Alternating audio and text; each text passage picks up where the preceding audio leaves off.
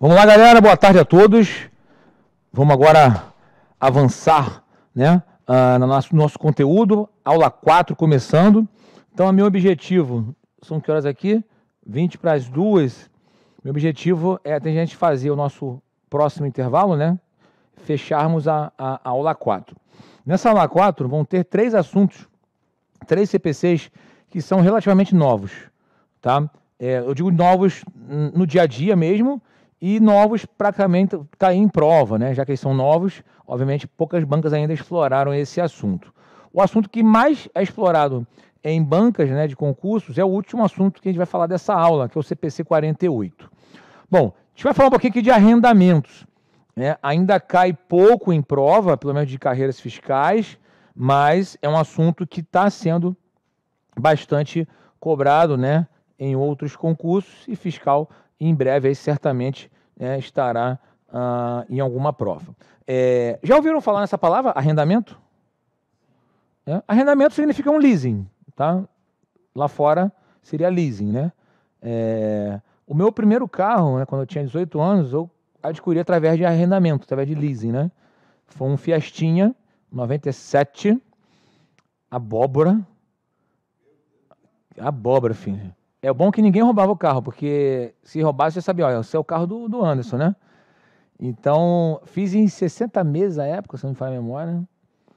Não acabava nunca aquele troço, né? Então, na verdade, o arrendamento, ele consiste em 2 figuras. Eu tenho o arrendador, que detém a propriedade do bem, e o arrendatário, que tem a posse. Quando eu adquiri o veículo por arrendamento, eu não era o proprietário do bem. Eu detinha o quê? A posse. Quem era o proprietário era o banco, né? Ou a empresa que arrendou. Então, ou seja, repara o seguinte, a contabilidade, ela trabalha com a essência sobre a forma, lembra disso? Né? Então, o melhor exemplo de falar de essência sobre a forma é justamente o contrato de arrendamento. Por que isso? Então, vamos lá. Só para relembrar, o que é essência sobre a forma? A essência econômica da transação deve prevalecer em relação à sua forma legal, ao seu aspecto legal. Então, olha só que interessante.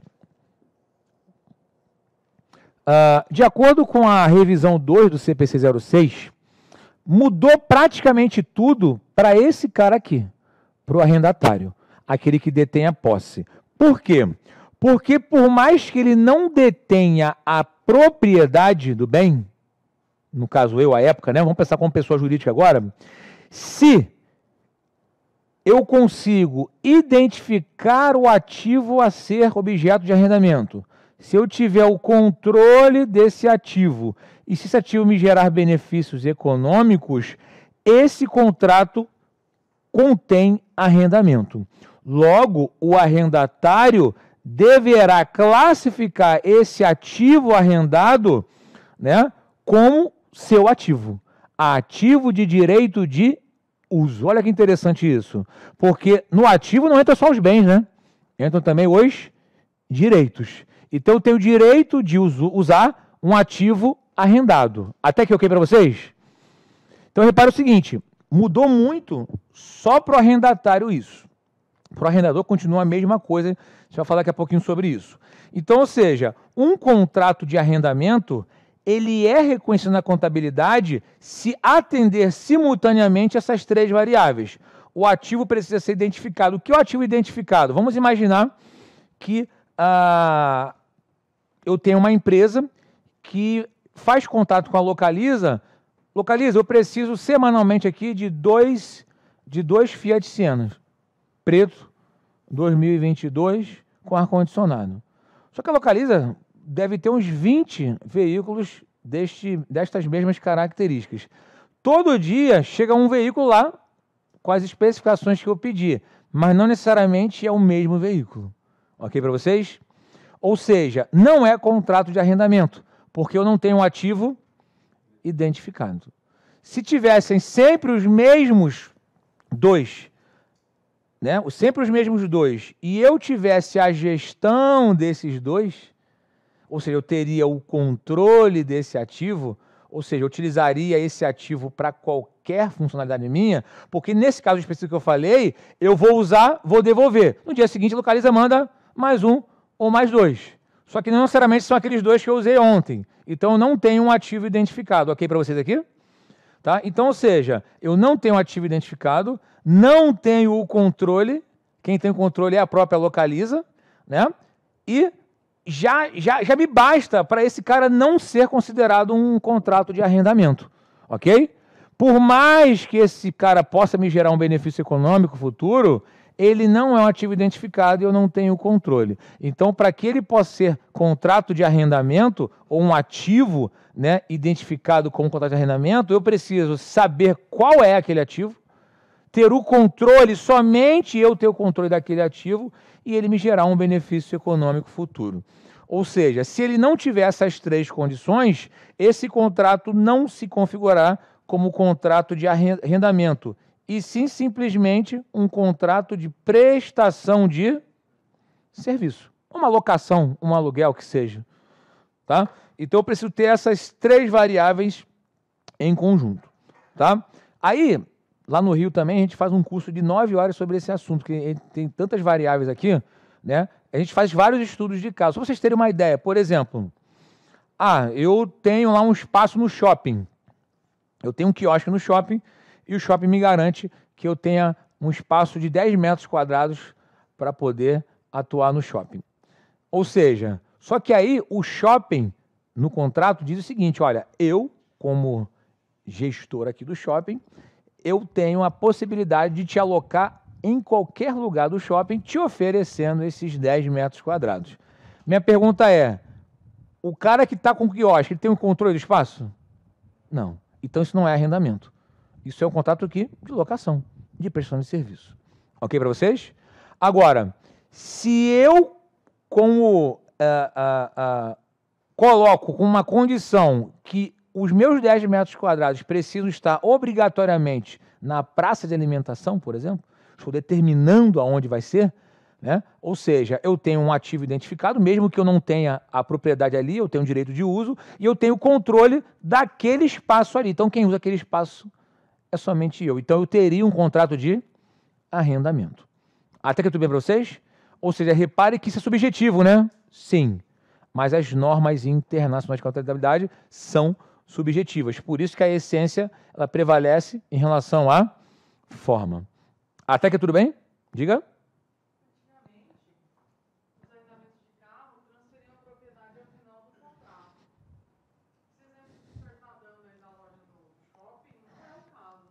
Então, sua pergunta foi interessante, né?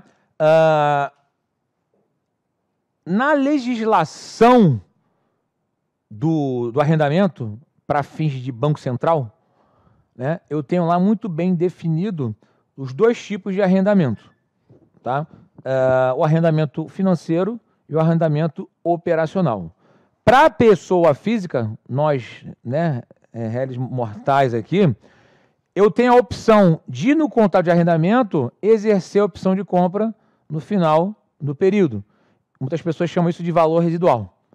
Né? Eu pago lá um valor irrisório para exercer a opção de compra. Só que eu posso não exercer a opção de compra. Né? Legalmente, isso está na forma jurídica da operação.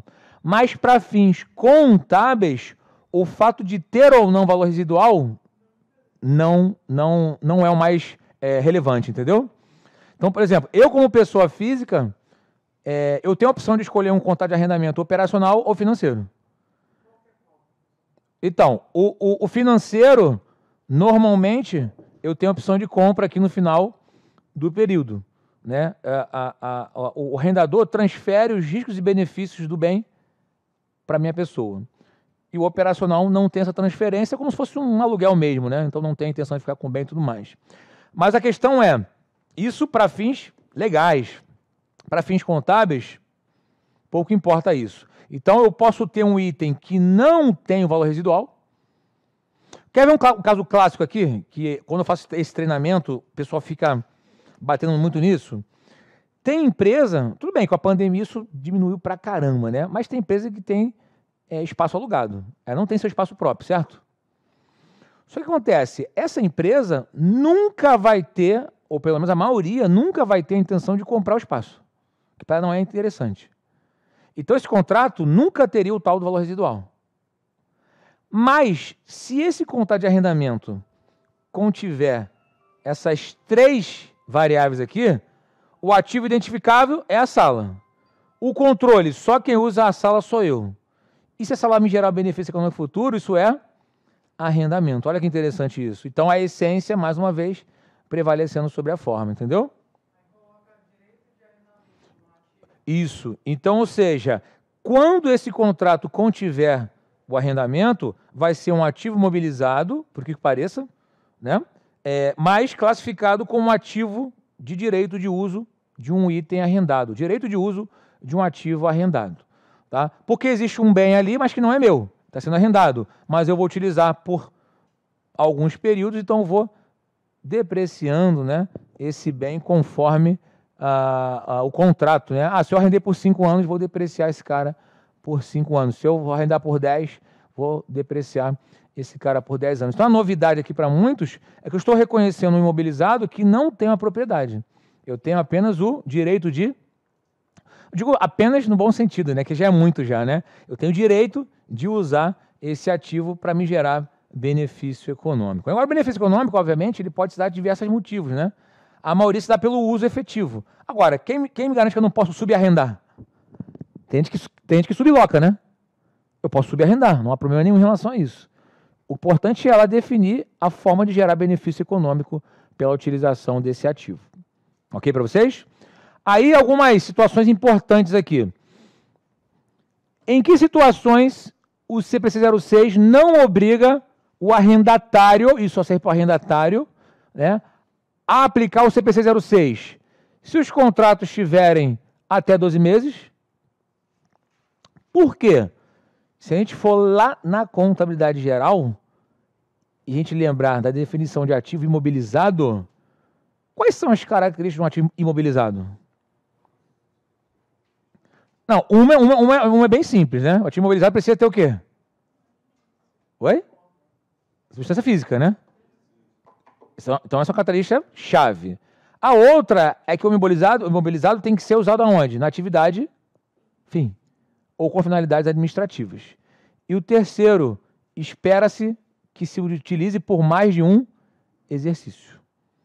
Então, se eu tenho um contrato de um bem que é de até 12 meses, esse cara não é um ativo, ou não precisa ser classificado como ativo imobilizado.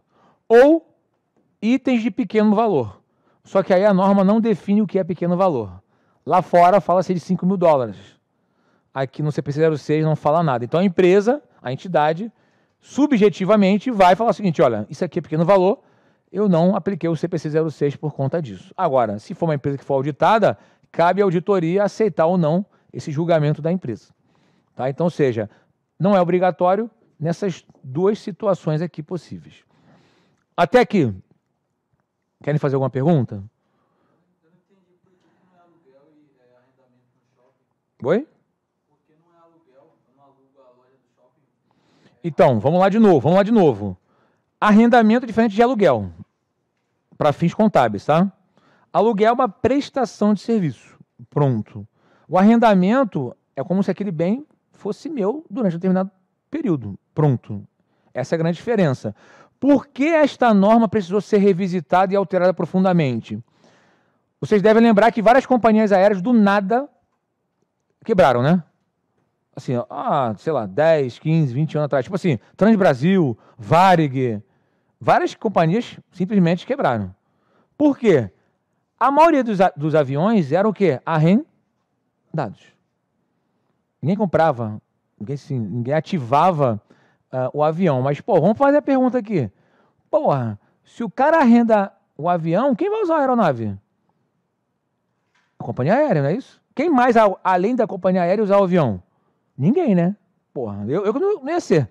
Então, ou seja, como a norma permitia o arrendamento como simplesmente locação na época, não tinha nenhum balanço patrimonial com o ativo de direito de uso e, o mais importante, o passivo de arrendamento. Porque quando você faz um contrato desse de aeronave, não é de 2 anos, é 15, 20, 30 anos de arrendamento. Então, ou seja, você deixava de colocar um passivo e ninguém sabia que aquela empresa tinha aquele passivo. Ou seja, todo mês reconhecia uma despesa de arrendamento, despesa de arrendamento, despesa de arrendamento. Do nada a empresa quebrava. Por quê? Porque ela tinha, na verdade, um passivo gigantesco que ela não conseguiu honrar. Aí eu falei, não, calma aí. As normas internacionais de contabilidade passaram a não falar de forma, e sim sobre essência. Ao fazer sobre isso, por mais que eu só tenha posse, mas que eu tenha controle, que o ativo seja identificado e benefício econômico, eu passo a ter um contrato de arrendamento. E esse contrato de arrendamento vai ser registrado onde? No ativo imobilizado como direito de uso de um ativo arrendado. Aí você perguntou sobre o shopping. Então, de novo, meu exemplo foi o seguinte: eu tenho um quiosque no shopping. No contrato, está me dizendo que o shopping precisa me disponibilizar 10 metros quadrados para aquele quiosque. Mas ele não fala em qual lugar. O shopping se reserva no direito de realocá-lo da maneira que o shopping achar conveniente. A minha pergunta é, eu que tenho o quiosque, eu tenho controle do espaço? Não. Por quê? Quem tem é o shopping. Então não é contrato de arrendamento, simplesmente um aluguel, prestando serviço. É isso que eu quis dizer. Se no contrato eu delimito aonde eu quero ficar no shopping, eu tenho o controle. Então eu, como quiosque, vou registrar esse contrato, que na forma legal poderia ser até uma locação, mas eu vou registrar como arrendamento. Ok para vocês? Eu preciso ter obrigatoriamente essas 3 variáveis juntas. Não posso ter apenas uma, nem apenas 2. Preciso ter as 3. Oi? Se pessoa física fizesse balanço patrimonial, aluguel de casa para residir seria um arrendamento. Sim. Declarar o contrato inteiro lá no passivo. Sim. Sim. Como não tem essa obrigatoriedade, né? Vale só para pessoa jurídica, entendeu? Oi? Talvez a locação de casa não seria porque você não tem o benefício econômico. É, sim, aí eu teria que comprovar também essa outra variável, né? Eu tenho que ter 10-3. Tem que ter 10-3, né? Você ia perguntar alguma coisa? Né? Você ia perguntar? Ó. Sério? Mas vou te falar, esse assunto, ele é difícil até para as empresas. Quando esse assunto surgiu em 2018, cara, pouquíssimas empresas conseguiram aplicar essa norma na sua plenitude. Então, historicamente não, mas, né, eu não posso deixar de falar sobre esse assunto. Igual o CPC 47, que é o próximo assunto. Historicamente não cai, porque é novo. E até para pedir é complexo. Mas questão de arrendamento já se vê em várias questões de arrendamento em concurso. Várias.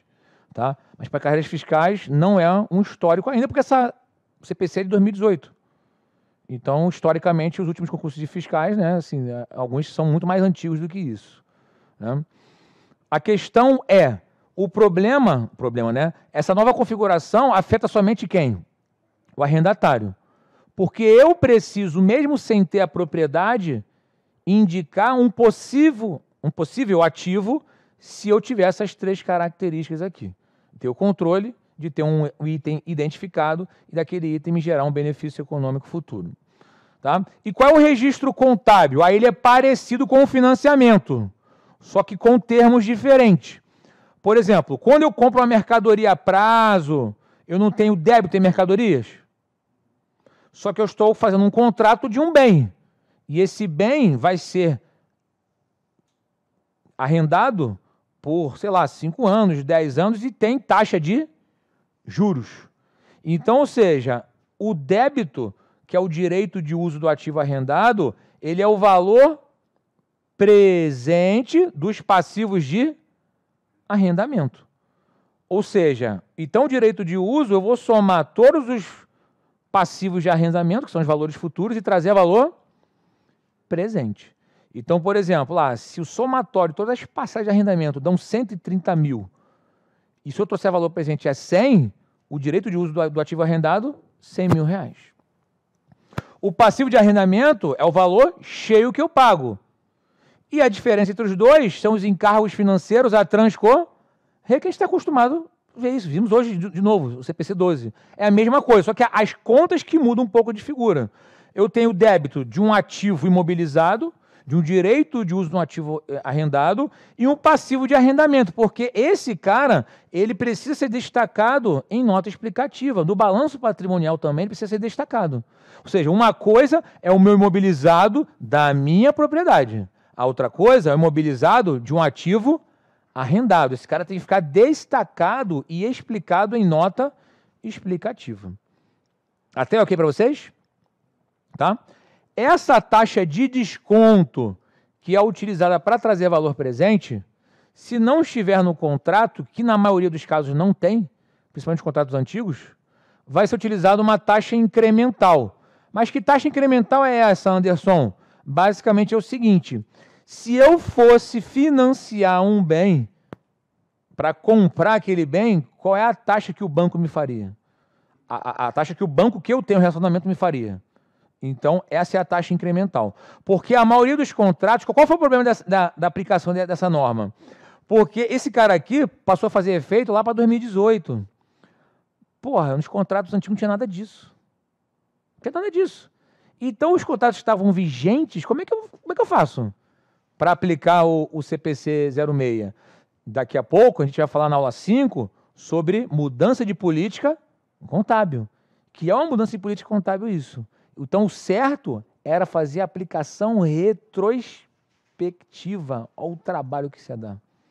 Imagina, contrato de arrendamento de 10 anos, com 5 anos, muda a norma. Eu teria que fazer o quê? Tudo para trás. Ou seja, como sempre tivesse existido aquele contrato de arrendamento, mas nem sempre isso é possível. Né? Então, existe uma dificuldade muito grande das empresas que já tinham contrato de arrendamento já em vigor, de aplicar essa norma aqui. O que a maioria está fazendo? Meu irmão, o que estava para trás eu vou fazer o que eu já fazia e os novos eu aplico o CPC 06. Tem empresa fazendo dessa forma. Aí tem empresa de auditoria batendo. Não, tu tem que voltar lá atrás. Porra, mas voltar lá atrás é foda, né? Então, tudo é possível. Isso é possível. Então, assim, cada empresa vai estar tendo uma forma de gerenciar isso, né?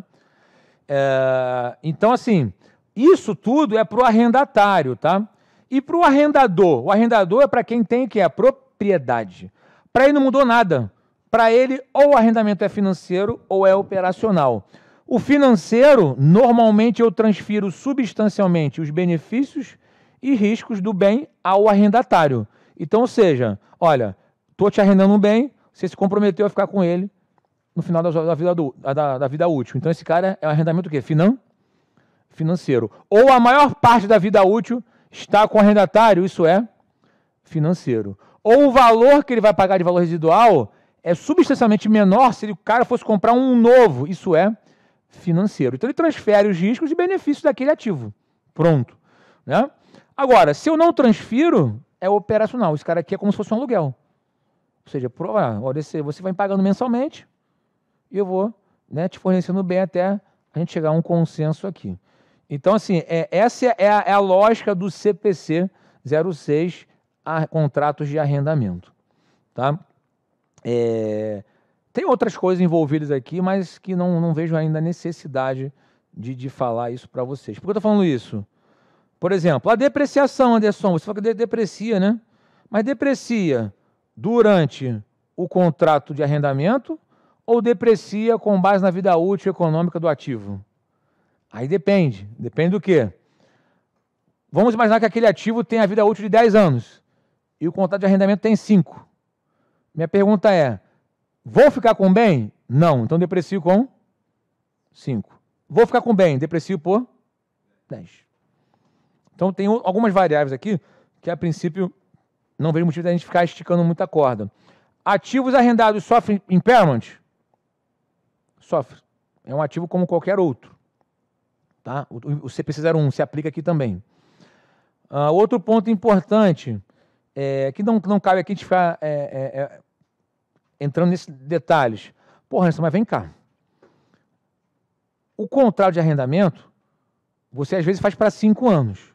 mas eu poderia ter a opção de renovar por mais 5. Isso é comum, né? 5, mais 5, mais 5, mais 5, mais 5. Qual é o prazo que eu vou arrendar, afinal de contas? Bom, depende.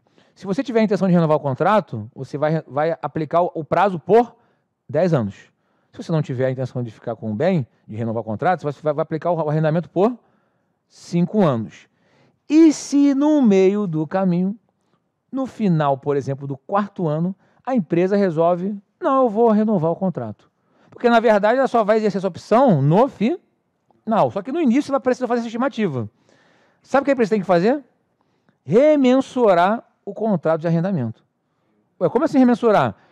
Ela já fez os cálculos para 4 anos. Em tese, faltava só mais um.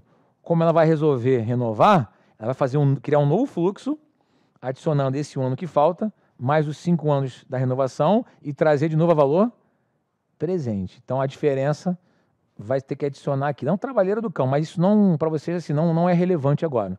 Eu só falando que esse assunto aqui tem diversas, vamos dizer assim, diversas nuances aqui que não cabe aqui a gente agora ficar detalhando. O que eu quero que vocês saibam é que para o arrendatário mudou tudo.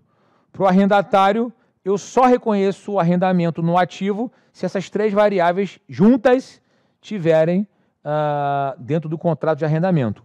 E eu registro esse cara no ativo imobilizado como direito de uso de ativo arrendado. A contabilização é parecida com um empréstimo, debito o meu ativo, credito o meu passivo com juros e a diferença é a redutora do passivo. E vou reconhecendo a despesa financeira por competência, tá? Nada muda aqui.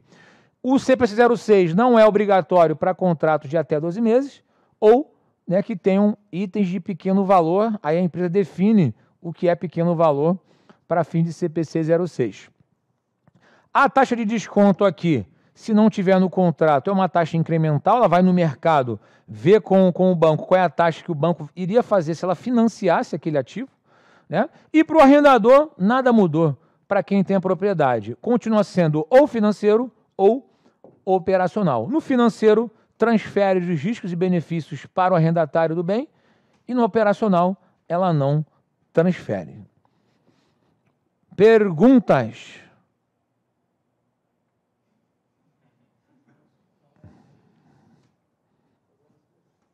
Vamos fazer as questões? Vamos lá.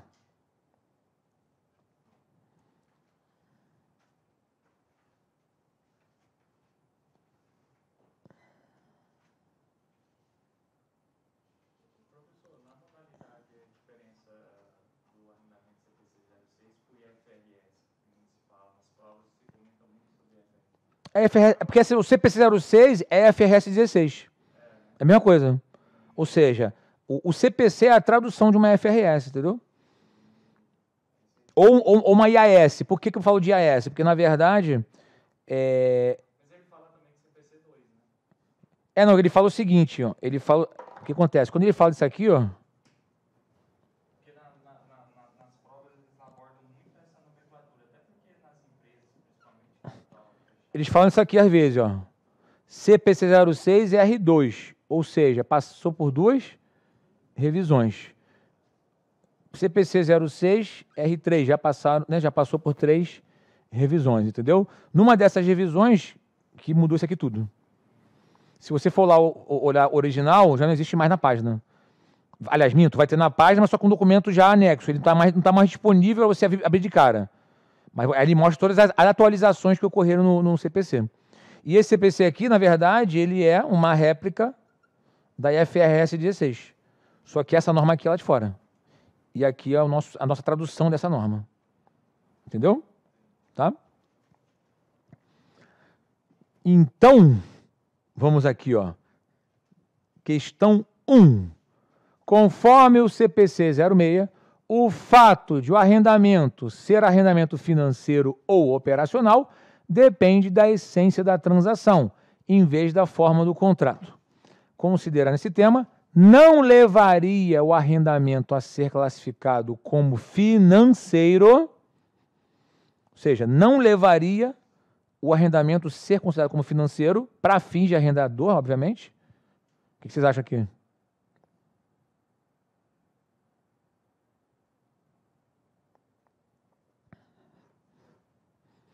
só pensa no seguinte, né? Raciocínio lógico, né? O que não levaria classificar aquele item como arrendamento financeiro é o que me levaria a classificá-lo como arrendamento operacional.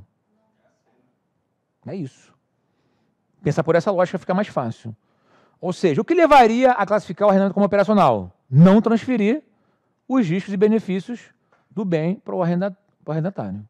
Ok? Beleza? Tá? Então aí está na letra B de bola, né? Perdão aqui. É isso, né? Ó, o que não leva a classificar como financeiro é o que me levaria a classificar como operacional. O arrendamento não transfere substancialmente, ó. Não transfere substancialmente os riscos e os benefícios do ativo para o arrendatário. Oi? Então, para o arrendador tá? É porque assim, essa questão aqui, ó, toda ela até aqui é só para arrendatário, entendeu? Para o arrendatário, eu tenho a possibilidade ou de classificar como arrendamento ou não. Para o arrendador, nada mudou em relação ao primeiro CPC. Lá sempre vai ser financeiro ou operacional, para fins de olhar do arrendador. Tudo mudou aqui para o arrendatário. Porque o arrendatário agora precisa reconhecer um ativo se ele considerar aquele contrato como arrendamento. Então, assim, não mudou nada para o arrendador, porque sempre foi dessa forma, dividir em operação e financeiro ou operacional. Tá? Então, aí, letra B, né? 2. Conforme norma contábil que trata de operações de arrendamento, o arrendatário, em suas demonstrações contábeis, deve mensurar o passivo de arrendamento e o valor presente dos pagamentos de arrendamento que não foram efetuados até a data base da demonstração contábil. Os pagamentos do arrendamento devem ser descontados utilizando a taxa de juros implícita, né, do arrendamento, se esta for determinada imediatamente, né, se esta estiver no contrato, né? Se essa taxa não puder ser determinada imediatamente, qual é a taxa que o arrendatário deverá utilizar?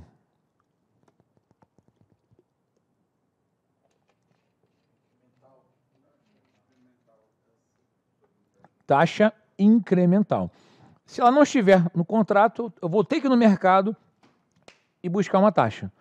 Ah, Anderson, mas quando a empresa tem diversas instituições financeiras, ela vai ter que cotar em todas elas para saber qual é a taxa média ali que ela poderia aplicar no contrato de arrendamento. Tá? Então, Isso. Né? Por que ele chama de incremental? É justamente que eu falei assim, cara, eu não tenho ali o valor. Eu vou lá vou chegar lá no banco, ó, se eu fosse pegar um empréstimo, qual a taxa que eu teria aqui? Um financiamento, né? Então ele chama isso de taxa incremental. Tá? Poderia achar de taxa equivalente? Não sei. Taxa substituta? Não sei, mas o nosso CPC, né, achou por bem... Oi? Tá. Achou por bem chamar esse cara como taxa incremental. Então aí, letra C, né? Considerando a legislação vigente, julgue o item a seguir.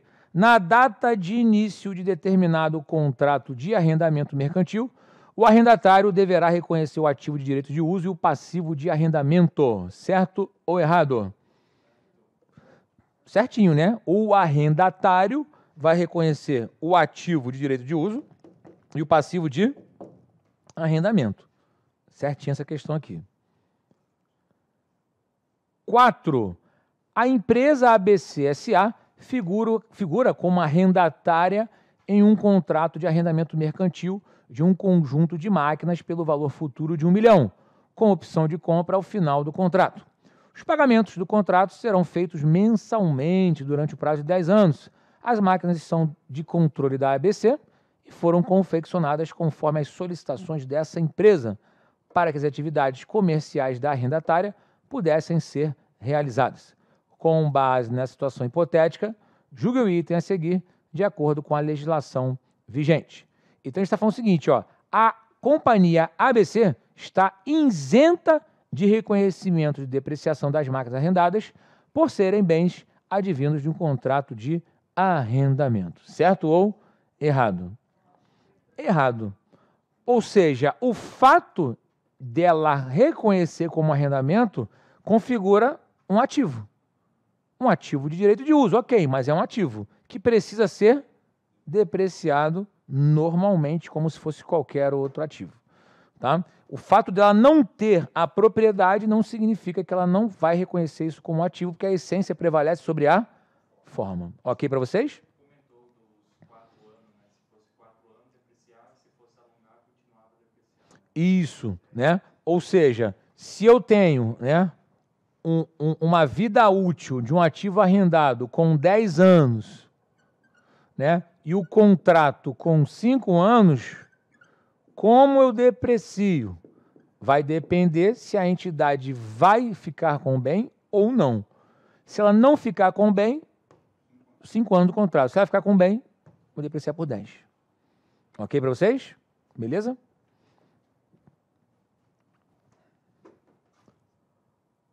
Ok aqui. Bom, assim, dentro do histórico de arrendamento, que é muito pouco, né?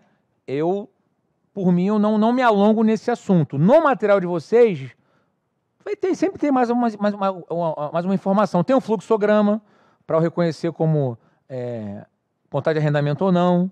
Né? O fluxograma é bem interessante. Olha o fluxograma como é que é, do CPC 06. Tirei do próprio CPC 06.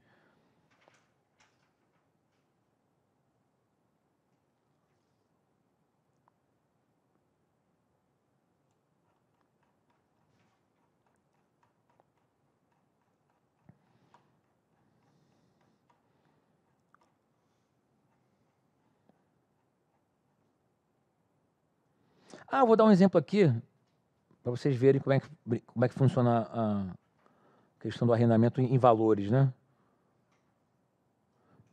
Olha só como é que é o fluxograma do CPC 06. Parece coisa de maluco, tá? Então, nem quis entrar nesse mérito aqui.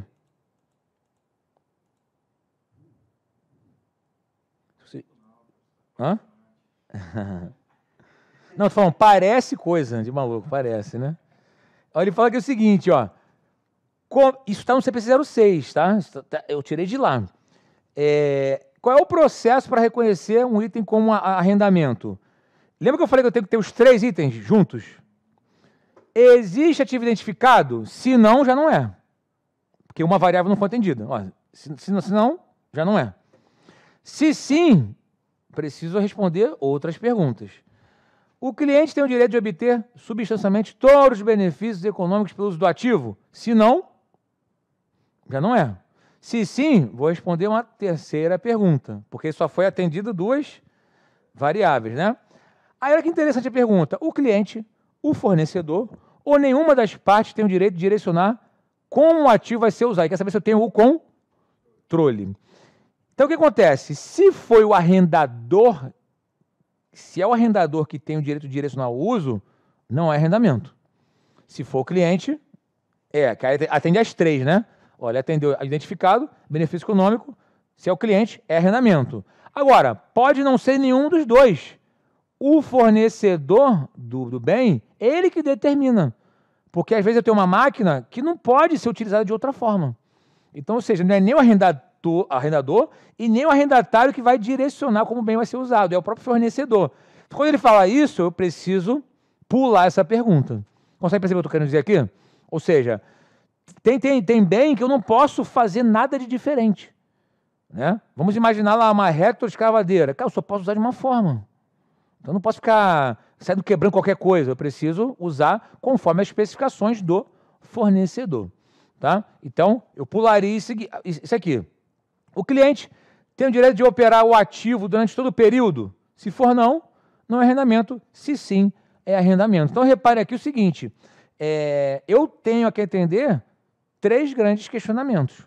Se é identificado, se eu gero benefício econômico, ou se, na verdade, eu acabo direcionando o uso, né, daquele item para a maneira que eu gostaria e não o arrendador. O arrendador não manda em nada aqui, ele só é uma ponte, né, entre o bem, né, e eu, naquele momento, estou remunerando a ele taxa de juros, mas ele não tem nenhuma ingerência sobre a utilização do bem. Então, é um fluxograma, né, feito pelo CPC 06. Tá? Para não dizer que eu não coloquei números aqui, vou mostrar aqui um cálculo. Que é o seguinte, ó. Como é que funciona isso na prática aqui, né? Com números. Pouco provável que cairá uma questão dessa. Só quero mostrar para vocês como é que funciona isso para não ficar só na teoria, tá? Vamos imaginar que eu tenho arrendado uma máquina no dia 31 de janeiro de X1. Arrendamento tem um prazo de 36 meses. Vou pagar contraprestações mensais de R$3.000 ao final de cada mês. Taxa de juros do contrato 1% ao mês. Não é obrigatório ter isso para ser arrendamento, tá? Mas esse contrato, especialmente falando, tem um valor residual de R$10.000 ao final do 36º mês, possivelmente para eu exercer a opção de compra. Mas para fins contábeis isso não é obrigatório, tá? Prazo de vida útil do equipamento 10 anos. Repara o seguinte, o contrato é para 3 e a vida útil é para 10. A empresa vai exercer a opção de compra, então ela vai depreciar por 10 anos. Quais são os cálculos a serem feitos? Vou trazer 36 vezes R$3.000 a valor presente. E vou trazer os R$10.000 no final do 36º mês também a valor presente. Vou somar o valor presente desses dois itens para achar quem? O direito de uso de ativo arrendado. Que vai dar aqui, ó. Vou botar aqui, ó.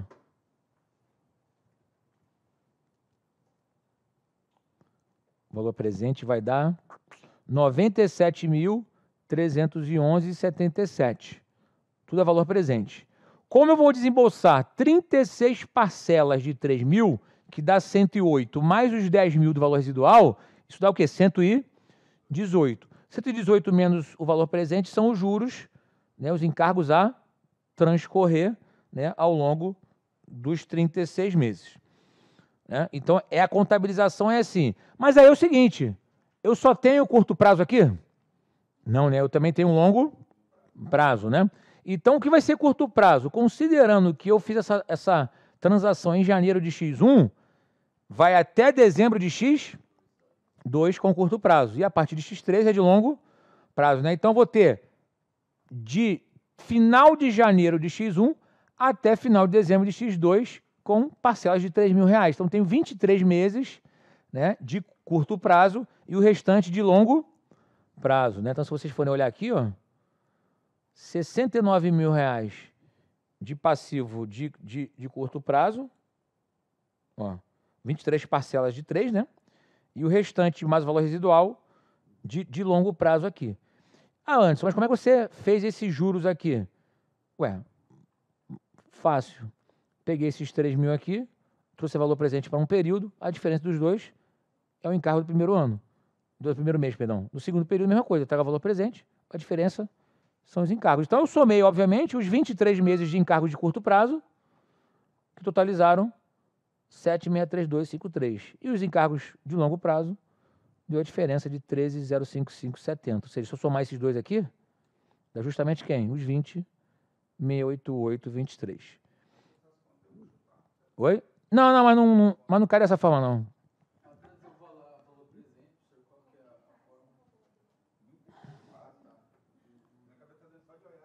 É a prestação trazida a valor presente. Mais a taxa, né, trazida a valor presente aqui.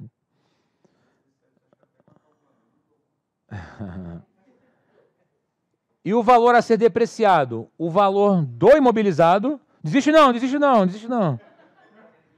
O valor do imobilizado, ó, de 97.311,77 dividido pelos 10 anos, né? São 120 meses. Então, daria R$810,93 por mês. Não, que só quis mostrar para vocês verem como é que fica, tá? Isso aqui principalmente vai cair em prova. Beleza aqui por enquanto? Show de bola? Então, vamos para outro assunto. Instrumentos financeiros. Esse cara tem caído, tá? Esse cara aqui vocês agora vão ter que prestar um pouquinho mais de atenção. Instrumentos financeiros. CPC 48.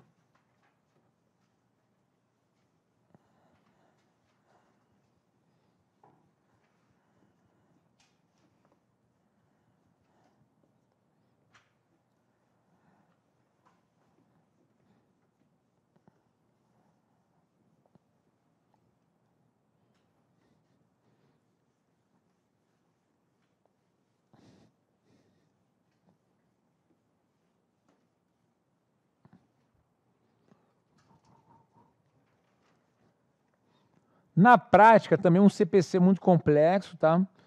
Mas na prova tem caído com bastante constância alguns itens até repetitivos, vamos dizer assim, né?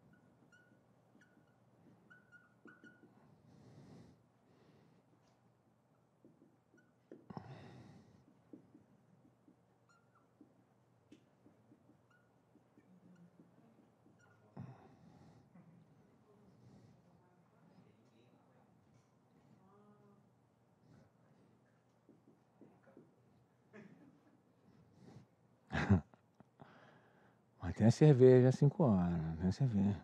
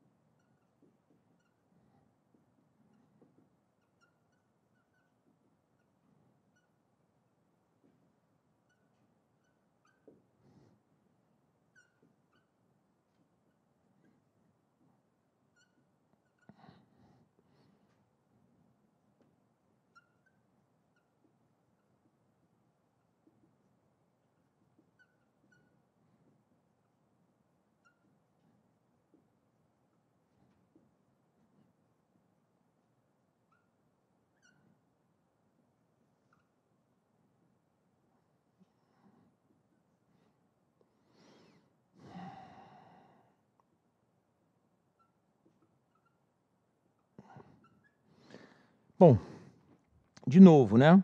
Sugiro a leitura depois mais profunda desse CPC, mas principais pontos a serem discutidos aqui. CPC 48 trata de instrumentos financeiros. Né? Viu? Não deu nenhuma porradinha aqui ainda hoje, né? Instrumentos financeiros precisa, assim, diferentemente do arrendamento, um instrumento financeiro precisa ter uma base contratual para eu definir quem é o ativo financeiro e quem é o passivo financeiro. Normalmente, o que são ativos financeiros? Ativos que você consegue identificar, né, em unidades monetárias. Por exemplo, o caixa é ativo financeiro, o banco é um ativo financeiro, uma duplicata a receber um ativo financeiro, um empréstimo que eu concedo um ativo financeiro. Agora, um ativo imobilizado é ativo financeiro? Não. Um ativo intangível é ativo financeiro? Não. Nem mesmo o estoque. Por que pareça, nem mesmo o estoque. Tá? Porque o estoque, ele é preço de custo. Eu não sei quanto ele vai ser vendido ainda. Os outros valores, já sei quais são os valores a serem, que já são mensurados em recursos financeiros. E passivos financeiros, fornecedor, empréstimos a pagar, contas a pagar de um modo geral. Agora, adiantamento de cliente é um passivo, né? Mas é passivo financeiro? Não, porque na verdade o recurso já está no caixa, eu tenho passivo de quê? Ou de prestar um serviço, ou de entregar um bem. Então não é um passivo financeiro, ok para vocês? Tá? Então você pensa o seguinte, o ativo financeiro eu consigo identificar em unidades monetárias. E o passivo financeiro da mesma forma. Se eu não conseguir, não se aplica o CPC 48. Tá? Agora, o mais importante aqui, a classificação desses instrumentos financeiros vai depender da estrutura de negócio da entidade. Então, de novo, subjetivo. Cada empresa tem uma estrutura de negócio diferente. Então, basicamente, eu tenho 3 classificações para instrumentos financeiros. Tá? O primeiro, que é o mais comum, custo amortizado. Tá? Qual é a lógica do custo amortizado? A geração de caixa se dá através do próprio contrato. Por exemplo, vendi para você uma mercadoria para você me pagar daqui a 6 meses.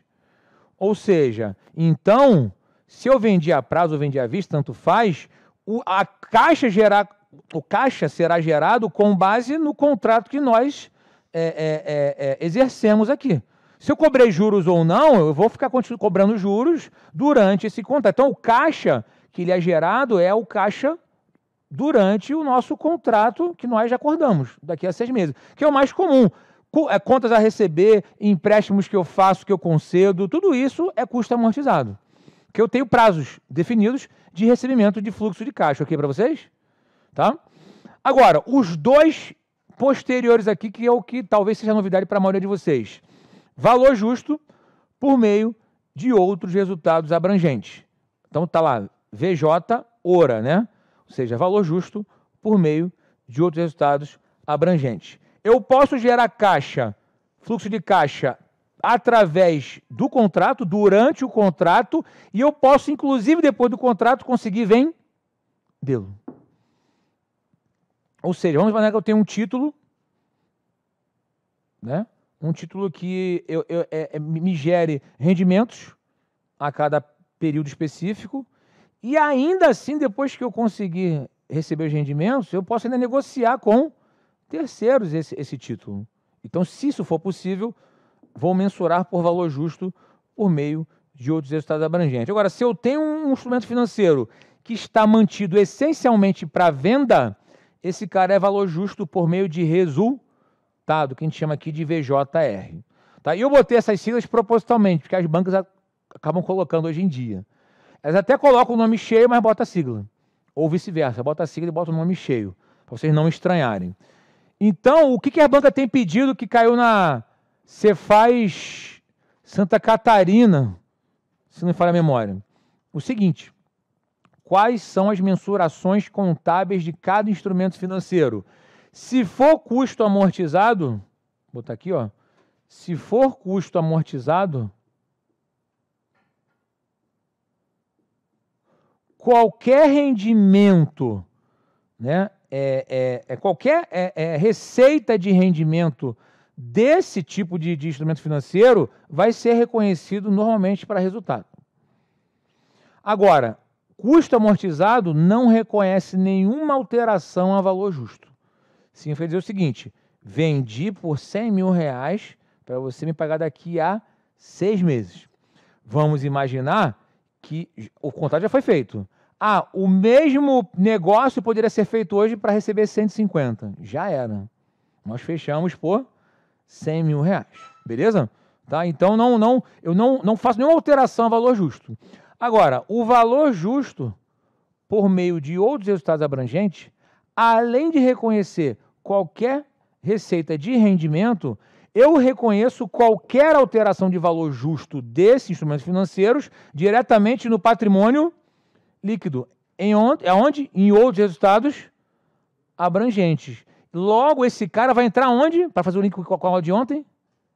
Essa variação de valor justo vai aparecer aonde? Na demonstração do resultado abrangente. Lembra que nós falamos sobre isso ontem, né? Instrumentos mensurados valor justo por meio de resultados abrangentes. Então, esse cara vai lá para a DRA. E valor justo por meio de resultados, né? Eu reconheço a receita com rendimento e qualquer alteração de valor justo reconhecido direto na DRE. Ou seja receita, seja despesa. Então, exemplo do nosso material aqui, ó.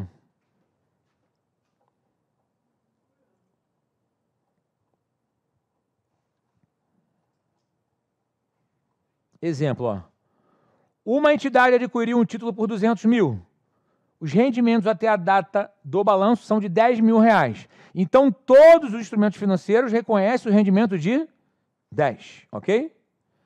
E o valor justo desse título, também na data do balanço, é de 214. Opa! Todos reconhecem essa alteração de valor justo? Não, somente os dois últimos. Então, ou seja, no custo amortizado, o que vai ser aqui?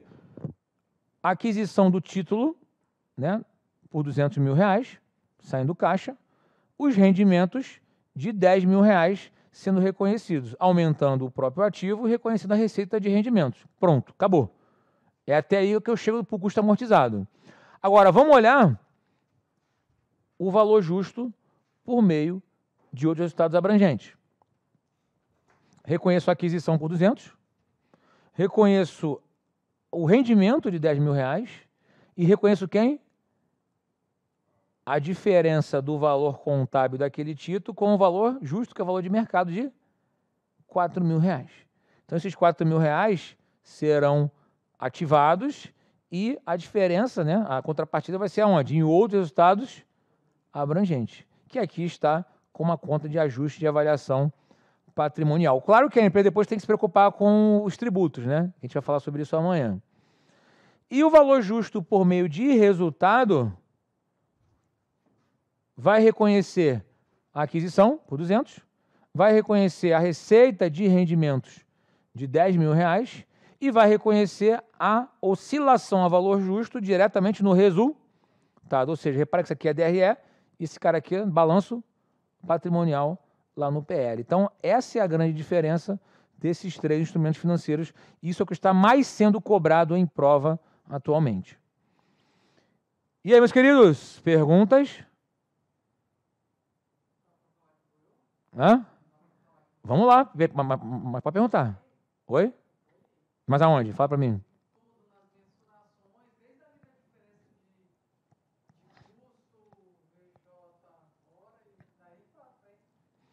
É porque, na verdade, né, que eu completei aqui é o seguinte, a classificação de qualquer instrumento financeiro vai depender da estrutura de negócio da entidade. Se ela mantém um instrumento financeiro com o objetivo somente de gerar fluxo de caixa pelo objeto contratual, que é a maioria deles, contas a receber, empréstimos que ela concede a outras pessoas, ou seja, quando eu faço isso, eu tenho um fluxo já pré-estabelecido. Então, se o caixa é gerado através desse fluxo pré-estabelecido, estou me referindo a um custo amortizado. Agora, se a geração de caixa se der através do contrato, mas que eu consiga ainda depois vender esse instrumento financeiro, por algum motivo específico, que eu tenho ainda mercado para vender, se eu consigo fazer os dois, esse cara já é mensurado pelo valor justo por meio dos resultados abrangentes. Só que a banca vai ter que botar uma historinha para isso, se for o caso. Tá? Ou ela já vai determinar que esses três aqui já, e vai pedir para vocês mensurarem. Ou se ela só conseguir gerar caixa pela venda, eu comprei um instrumento financeiro para vender. A minha parada é o seguinte, eu sou especulador. Comprei aqui, primeira oportunidade eu vou vender. Não quero ficar com ele.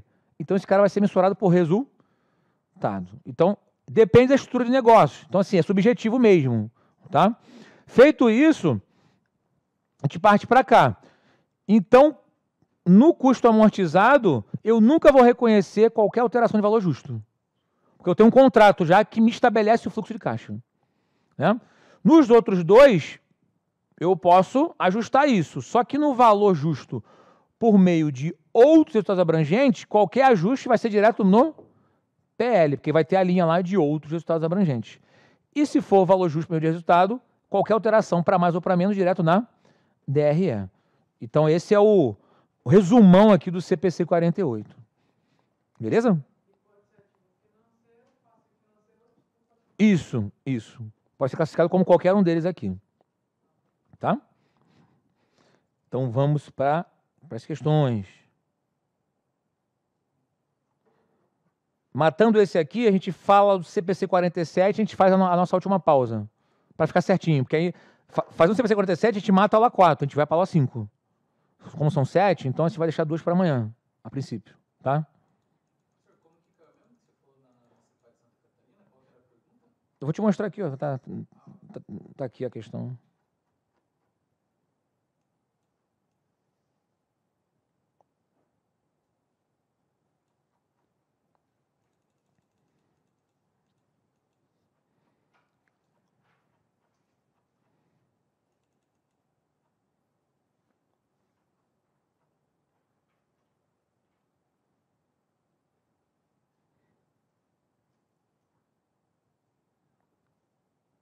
Aqui, ó. Oi? Não, pô, isso eu trouxe aí, é isso aí, pô. Não foi à toa, não. Não, então, vamos. Vocês são merecedores, vamos lá. Ó. A opção por designar no reconhecimento inicial um ativo financeiro como mensurado ao valor justo por meio de resultado é uma decisão passível de revogação pela entidade, optante quando o descasamento contábil que motivou tal designação deixar de existir. Que porcaria de enunciado é esse? Ele está falando aqui o seguinte, ó. A empresa ela pode optar ou não classificar um instrumento financeiro por valor justo por meio de resultado quando houver descasamento contábil? Não, é de acordo com o quê? Com a estrutura de negócios.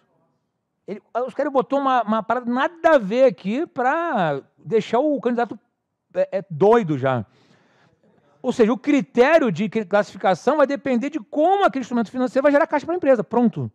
Se ele vai gerar caixa somente pelo contrato, custo amortizado. Se ele vai gerar caixa pelo contrato mais venda, valor justo por meio de outros abrangentes. Se vai gerar só pela venda, valor justo por resultados. Ou seja, estrutura de negócio. Não por descasamento contábil. O cara ele já deu uma viajada para desestruturar boa parte dos candidatos. Né? Então, está errada essa questão. Só para venda. Só para venda. Né? Agora, essa aqui ó, é interessante. Veja o que vocês marcariam aqui. Porque o que eu expliquei para vocês está em texto. O cara escreveu mesmo aqui. O que eu expliquei para vocês está em texto. Vê se vocês conseguem visualizar qual é a opção correta.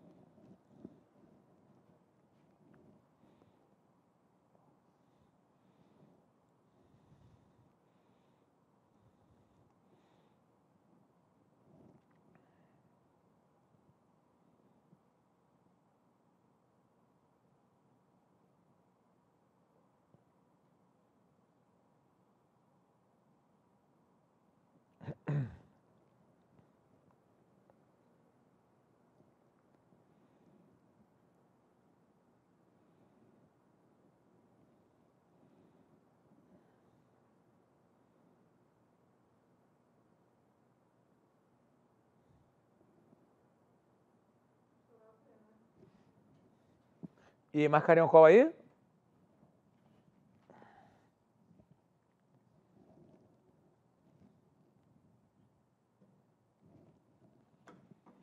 Ó, se o título for mensurado pelo custo amortizado, os juros contratuais serão reconhecidos no resultado. Agora, a diferença entre os juros contratuais e a marcação a mercado, no custo amortizado, eu não posso realizar nenhuma contabilização, certo?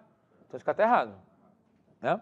B, se for mensurado por valor justo por meio de resultado, será reconhecida no resultado a diferença entre os juros contratuais e as variações de valor de mercado, mas não os juros contratuais. Errado, porque no resultado tudo vai a DRE, tudo vai para resultado. Ok para vocês? C, se for mensurado o valor justo por meio de resultado, os juros contratuais deverão ser reconhecidos no resultado, mas não a diferença entre os juros e a variação de valor de mercado. Também está errado, porque valor justo por resultado, tudo é reconhecido como receita aqui, né? D, se o título for mensurado por custo amortizado, deverão ser reconhecidos no resultado os juros contratuais, mas não a diferença entre os juros contratuais e as variações, a marcação de mercado. Perfeito. Eu reconheço a receita de rendimento, mas não reconheço a alteração a valor justo. Então, letra D de dado. Professor, na venda por resultado, para venda, ele admite pagamento de juros enquanto não é vendido? Admite. Admite. Admite. Porque, embora ele mantenha para venda, eu posso não conseguir vender num curtíssimo prazo, né? E ele vai receber Ele vai tendo algum tipo de rendimento, mas ele mantém para venda, só que nem sempre é imediato, entendeu? esse PC, na verdade, ele instrumentaliza a contabilização de ativos financeiros. Sim, sim. E de passivos financeiros também, que é a contrapartida, né? Se a gente for parar a pensar, né? Mas com um foco maior em ativos financeiros, sem dúvida alguma. Mas tranquilo aqui essa questão, porque ela foi teórica, mas conseguiram visualizar? Conseguiram? A 10ª, essa eu queria que vocês tentassem fazer o cálculo. Deixa eu dar só um bizu para vocês aqui. Eu tenho 3 títulos, ok? Um de cada tipo. Taxa de juros, vocês vão então aplicar, aqui é o rendimento, né? Puf, puf. 2% a 400, 1,5% a 300 e 1% a 500. Então, eu vou ter o título mais os rendimentos. Vocês vão somar, ok? Vão comparar esse valor somado com o valor justo. Aí vão ter alguns que estão maiores, outros menores, uns vocês não vão fazer nada. Aí a pergunta é o seguinte, qual o valor que vocês vão encontrar que vai afetar o resultado na DRE dessa empresa aqui? Ou seja, qual o valor efetivamente que terá impacto na DRE? Ou seja, só que o que acontece aqui? Claro e evidente que a taxa de juros vai gerar o quê? Uma receita. Entretanto, quando, por exemplo, no VJR, quando eu comparo o meu valor do título mais a taxa de juros e comparar com o valor justo aqui, eu já de cara vejo que teve um decréscimo. Ó. Porque aqui, ó, eu comprei por 500. Ou seja, mesmo se eu desconsiderar a taxa de juros, esse cara virou o quê? 498. Mas e aplicando a taxa de 1% a 500, eu vou ter uma perda ainda maior. Então, ou seja, qual é o impacto líquido no resultado desses caras aqui? Tá? É isso que eu quero que vocês façam. Ou seja, qual o resultado efetivo, né, que vai para resultado, né? Aliás, o efeito efetivo vai para resultado dessas transações que ocorreram. Oi? Caiu na Cefaz Santa Catarina. Essa aqui é. Considerada difícil, né, professor? Depende do ponto de vista, né? Depende. Assim, Aquelas que o pessoal acerta pouco, né? agora, se o cara estudou com a gente, ele não erra. Sobressaiu, né? Hã? Hã? Hã? Tomou cerveja e não esquece mais. Não esquece mais. Não, mas assim, que eu sei que é uma porrada de questão de prova de um monte de disciplina, entendeu? Mas assim, ela é considerada mediana, tá? Porque ela tem caído com uma certa frequência em concurso.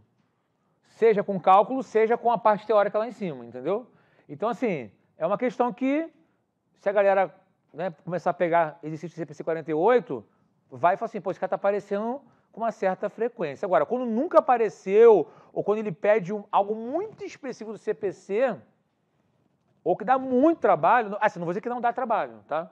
Mas que dá muito trabalho, ou que quase ninguém pede, ou que uma parcela do CPC que é específica ali, será difícil. Isso aqui tá média.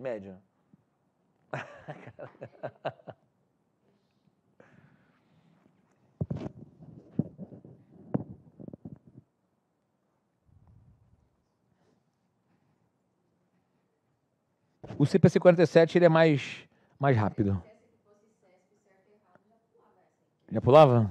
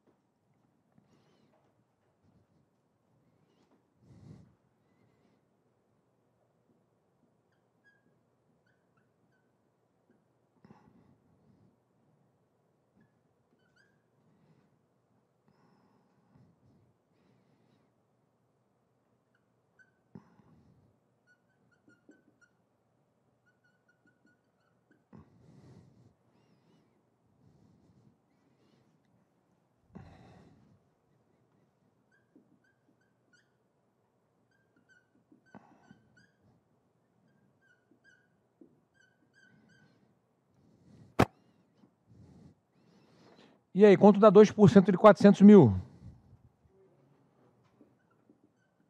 8.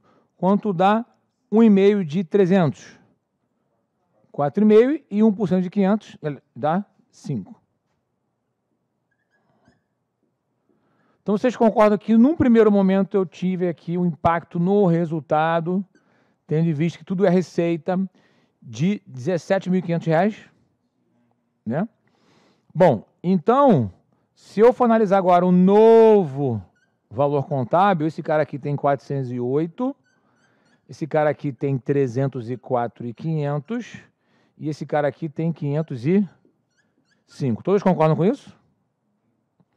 Ao comparar com o valor justo, considerando que o valor justo aqui é de 402, no custo amortizado eu faço algo? Nada. Vou botar aqui, ó, observação, nada faz. No valor justo por meio de outros resultados abrangentes, eu tenho 303. Faço ajuste? Faço, para menos, né? Mas não é na DRE, e sim no PL.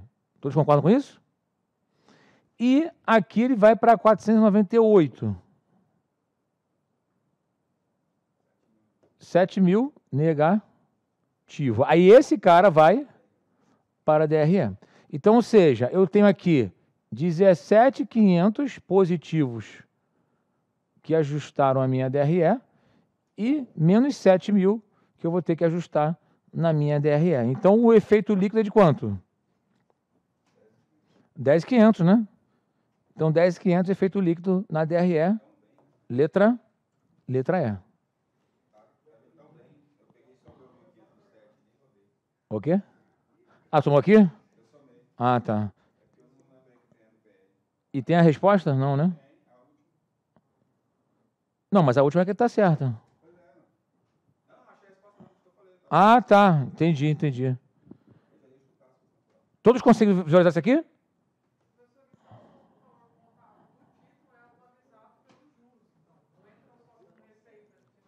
É porque é a contrapartida, né?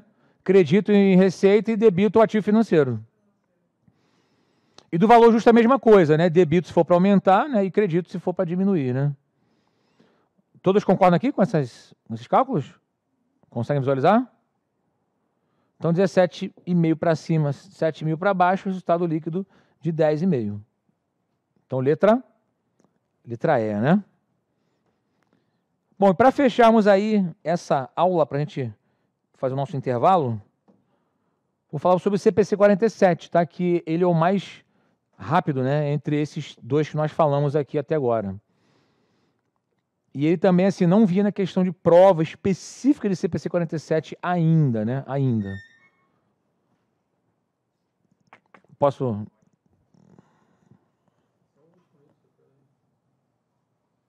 A coluna aqui? Tá.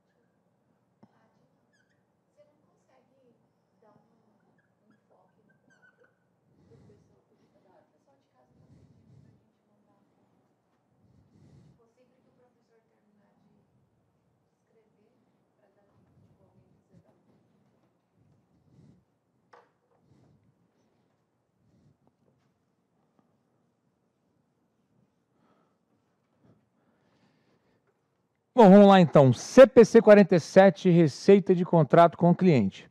Por que da existência desse CPC? Antes disso, existiam 2 CPCs que tratavam de receita. CPC 17, contratos de construção, CPC 30, cuidava de outras receitas. Então, para que ter 2 CPCs tratando de um mesmo assunto, né? Então, acabou-se pegando tudo e colocando no CPC 47, por coincidência até, né, somando 17 com 30, 47, né? E tinha esse número vago lá, aí acabou ficando no CPC 47.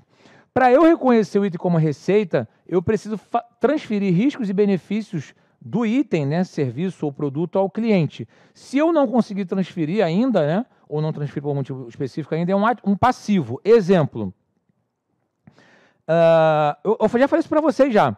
Quando eu tenho um cliente para atender, por exemplo, lá no Rio ou algum outro lugar, e eu falo o seguinte, olha, eu preciso para começar que você me deposite 50% do serviço, para começar a fazer, o restante no final.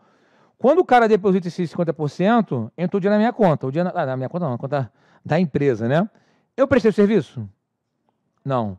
Então eu não transferi nenhum benefício, nenhum risco do meu serviço para o cliente ainda. O risco está comigo, né? Então eu estou diante de um passivo.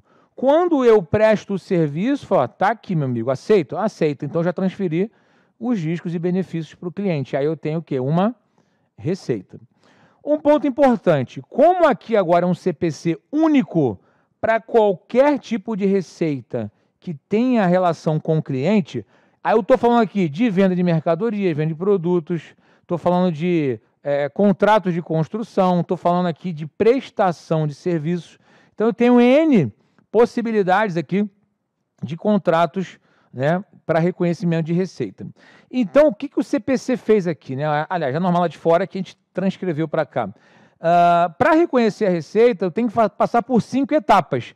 Claro e evidente que várias transações não precisam das 5 etapas, né? Se eu simplesmente chegar e vender alguma coisa para alguém à vista, cara, as 5 etapas são cumpridas de uma vez só. Entretanto, contratos de construção ou até mesmo alguns tipos de prestação de serviços, preciso dessas etapas aqui. Então a gente vai entender essas etapas a partir de agora. Primeira etapa, identificar o contrato. Contrato, obviamente, o documento, estabelece direitos e obrigações, ambas as partes, estabelece o que vai ser feito, a contraprestação que vai ser realizada, qual é o serviço que vai ser realizado ou o item que vai ser vendido, né? Estabelece lá as cláusulas de descumprimento, ou seja, o contrato é algo importante. Segundo item, que talvez seja novidade para muitos de vocês. Nesse contrato, dependendo do tipo de contrato, eu preciso identificar as obrigações de performance. O que seria isso? Vamos imaginar um contrato de construção, por exemplo. O contrato de construção envolve algumas etapas muito específicas, né? Tem aquela parte lá que se faz aquela parte estrutural, né? Ou seja, abre aquela cratera, bota os ferros, né? E aí é uma obrigação de performance. Uma vez feita aquela parte, entra a galera fazendo parte de alvenaria. Tijolo, vai cimento e passou essa parte agora de acabamento. Vamos imaginar então que eu tenha 3 grandes obrigações de performance para entregar o apartamento pronto, né? Então eu tenho 3 grandes obrigações de performance. Eu tenho que identificar cada obrigação de performance. No caso aqui são 3, ok para vocês? Vou identificar o preço da transação, estabelecer o preço da transação, ou seja, o preço pelo qual vou vender ou prestar serviço, alocar o preço da transação em cada obrigação de performance, ou seja, desse preço total, quanto seria ali para a parte estrutural? Quanto seria para a parte de alvenaria? Quanto seria para a parte de acabamento? Por quê? Feito isso, conforme eu vou finalizando cada obrigação de performance, eu já posso ir o quê? Reconhecendo a receita de forma proporcional. Finalizei a primeira etapa, reconheci a receita até ali. Finalizei a segunda, reconheci até ali. Finalizei a terceira, reconheço a terceira. Anderson, mas isso é para qualquer tipo de receita? Não, foi o que eu falei para vocês. Existem contratos e contratos. Tem contrato que é uma obrigação de performance só, pronto, é a venda. Puf, um abraço, já era. Agora, existem prestações de serviços que precisam dessas obrigações de performance. A própria Caixa Econômica, ao financiar um terreno, por exemplo, onde vai ser construído alguma coisa, ela vai disponibilizando o recurso conforme a obra vai andando. Você tem que... Oi? Você tem que informar o andamento dessa obra para esse recurso ser disponibilizado. Então, é bem parecido aqui, ok para vocês? Tá? Agora, pontos importantes. Tem receitas que estão atreladas a custos. Então, por exemplo, vamos imaginar que o contrato, o preço que eu estabeleci seja aí de R$1.200.000, né? E os custos de construção sejam na faixa aí de, sei lá, de R$700.000. Considerando que ao fazer a medição eu já consegui consumir 80% desses custos, ou seja, 560, eu posso reconhecer 80% da receita, que vai dar aqui o 960, né? R$960.000. Então, ou seja, se eu tiver como métrica a quantidade de custos que eu estou consumindo para finalizar algum serviço ou para finalizar alguma obra, a minha receita também vai ser reconhecida nessa proporção. Tá? Agora, existem outras nuances no CPC 47 que a gente coloca lá. Um ponto que, ao meu ver, não vejo isso como funciona na prática é o seguinte. Eu até botei uma questão dessa aqui. O CPC 47, ele fala que você precisa reconhecer como receita aquilo que você tem certeza que não vai ser devolvido, principalmente quando eu falo de mercadorias. Então, aí estou falando, aí é que eu vejo o problema. Tá? Então, eu vou mostrar para vocês o que o CPC 47 fala que eu não consigo visualizar isso na prática, eu não consigo mesmo, tá? Mas está lá na norma. Entrou um mosquito aqui. Está lá na norma.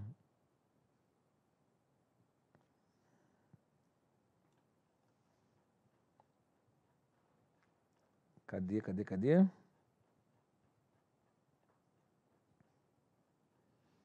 Isso, a aula 5 tá boa, hein?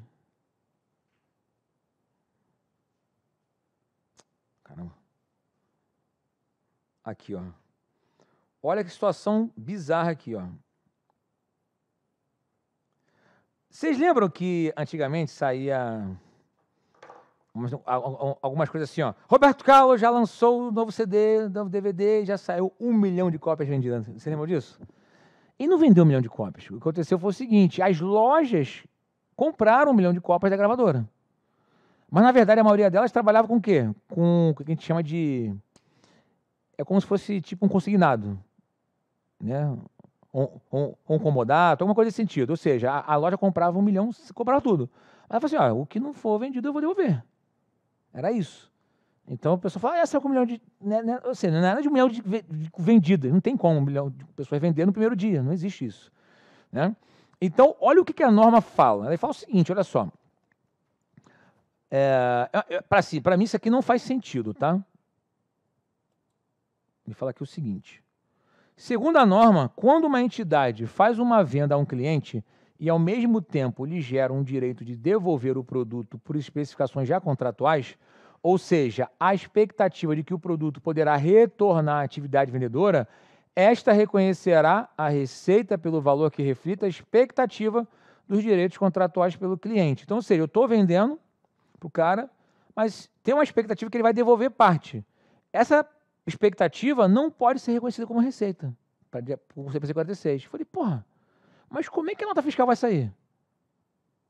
Né? Ou seja, não se preocuparam com isso. Na extensão do reconhecimento da receita do contrato com o cliente, a entidade reconhecerá um passivo de devolução, ou seja, essas unidades que serão, em tese, devolvidas não vão ser receitas ainda, vão ser um passivo de devolução, né? Que representa as receitas que ainda não foram realizadas, e um ativo que representa quaisquer bens ou serviços que a entidade espera que sejam devolvidos. Porque quando eu vendo um produto, eu tenho que dar baixa no CMV, certo? e quando eu vendo um crédito em receita. Ou seja, essas unidades que eu não espero, aliás, que eu espero que devolva, estarão como passivo de devolução, passivo de desembolso, e, em compensação, eu vou diminuir o valor do CMV, proporcional a essas quantidades que eu espero que sejam devolvidas. Cara, não faz sentido nenhum isso para mim. Pelo menos assim, eu não consigo visualizar isso. Fiscalmente falando. Contabilmente, ok, mas fiscalmente eu não consigo, porque se eu vendo, mesmo com a expectativa de ser devolvidos, eu tenho a nota de devolução depois. É assim que ocorre. Mas a norma fala assim, não pode fazer assim não. Eu falei, cara, como não vai fazer? Enfim, então assim, isso tá teoricamente aqui, mas na prática eu não vejo como funcionar. Tá? Então olha só o exemplo. Uma entidade celebra 100 contratos com o cliente. Cada contrato inclui a venda de um produto por R$100. Então, 100 produtos vezes 100, 10 mil. O dinheiro é recebido quando o controle do produto é transferido. A prática usual de negócio da entidade é permitir que o cliente devolva qualquer produto não utilizado dentro de 30 dias e receba a restituição integral. Cada item que foi vendido por 100 tem custo de 60. Né? Então, ela espera que 97 produtos não serão devolvidos, dos 100. Então, ela espera que 3 serão, ok para vocês? Então, esses 3 não geraria receita para a empresa. Olha que surreal. Ela entrega o produto e não gera como receita. Enfim, então, olha a contabilização sugerida aqui. Banco, R$10 mil, porque entraria, de fato, recurso das 100 unidades. Receita, somente de 97 unidades, 97 vezes 100, 9.700, geraria um passivo de reembolso de 300, que é o passivo, porque em tese esse cara aqui ainda não transferiu o risco de benefícios ao cliente, porque ele espera que seja o quê? Devolvido. Né? Então, na verdade, aqui, ó, deixa eu melhorar aqui, porque aqui ficou muito juntinho. Esse aqui, ó.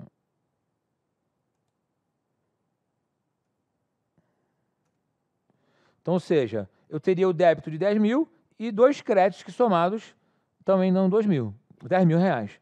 97 produtos com receita e 3 de passivo ainda.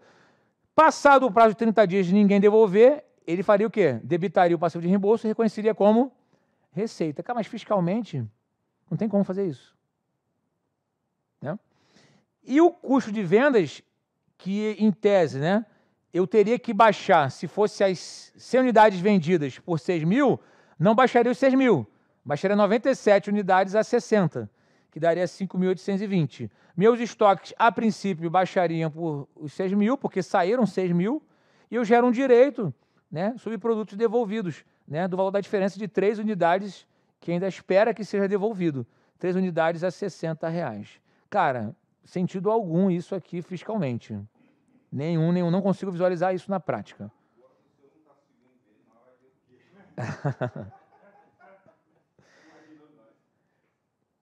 Então, dito isso, para a gente ir para o nosso intervalo e fechar a aula 4, 3 questõezinhas tranquilas aqui. Que fala o seguinte.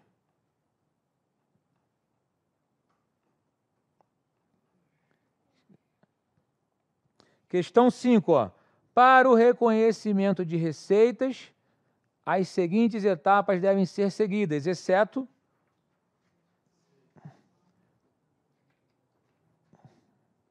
identificação do contrato ok, da obrigação de performance ok, determinação do custo da transação, do preço, né? Então a C está errada, né? 6. Analise as afirmativas a seguir, né? Contrato é um acordo entre 2 ou mais partes que cria direitos e obrigações? Contrato cria direitos e obrigações? Sim, né? A empresa deve identificar as obrigações de performance previstas no contrato e se elas são ou não distintas. Sim, também, né? Olha só, a obrigação de performance, ó, uma é para fazer o aterramento, outra para fazer a estrutura e outra para fazer o acabamento. Sim. Em relação ao preço de transação, será que o montante só pode ser fixo do preço? Oi? Está no material de vocês, depende da performance. Às vezes eu posso ter um bônus, eu posso ter um desconto. Às vezes eu posso fazer o seguinte, ó, o cara vendeu demais aqui, eu posso dar um desconto. Ou seja, é fixo ou variável. O preço ele pode ser... Por exemplo, se você comprar uma unidade de um produto, você leva por 40. Se você comprar 3, você leva por 100. Né? Então, ou seja, se ele comprar 3, vai levar por 100. Então, eu tenho o quê? Um desconto. Então, isso é variável. Né? Então, na prática, eu posso ter um montante fixo ou variável aqui. Em outra também a feedback é diferente, né? 10%, aí depois 20%, aí 35%. Sim, sim. Então, assim, não é fixo ou variável. Então, somente 1 e 2 estão corretas aí. Letra D de dado, certo? E a última aqui, que tratou dessa aberração que eu acabei de passar, mas é tranquilo, aqui é o seguinte, ó. Uma entidade celebrou 120 contratos. Essa aqui foi eu que produzi, tá? Não caiu nem em concurso, não. A entidade celebrou 120 contratos com clientes e cada contrato inclui a venda de um produto por R$100. Né? A entidade fala o seguinte, ó, devolvo o que tiver que devolver em 30 dias, dando restituição integral. O custo de cada unidade é de R$80.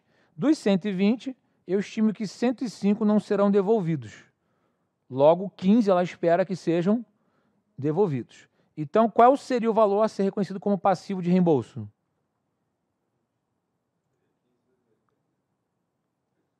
$15 vezes 100.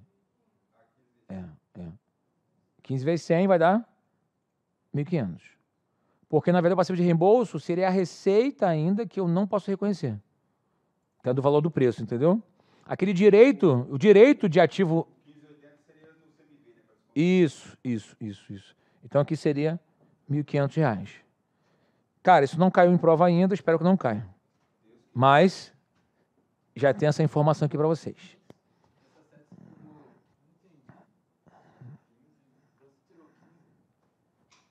Ó, celebrou 120 contratos com o cliente. Espera que 105 não serão devolvidos.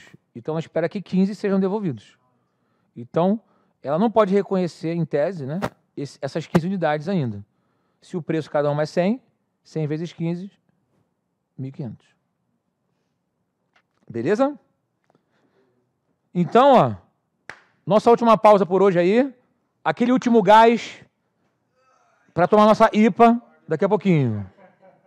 Beleza? Tem não? Eu não bebo café, né? Então não...